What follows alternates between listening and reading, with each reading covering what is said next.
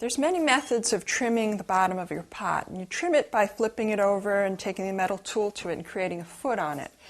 With some of the pots that you make, it works better if you don't trim a foot. It looks nicer. It saves you time if you're making a lot of mugs at one time.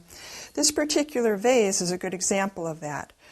I took this off the wheel with a wire, a special wire that's textured, and this also is textured. That's the bottom of one of my mugs. Now this wire is the same as any other wire that I use, except what I end up doing is I pull my one wire apart. It has 5 strands, and I pull it apart so I have 2 strands on one, 3 strands on another, and then I hook up the wood again to it with some duct tape. That creates a textured wire.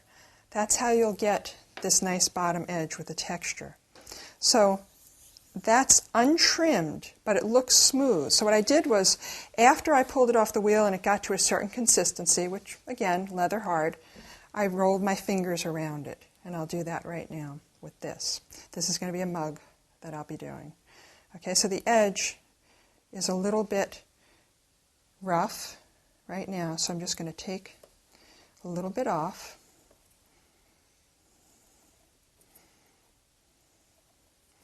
Just taking that little tiny bit off. Then I'm going to make a nice clean swooping motion, just like that. I'm not going to touch it again. And all the way around. And that's it. That's what the edge will look like. And then I just tap in the bottom a little bit. And the inside of the mug is nice and thin and flat. And then I can just attach my handle.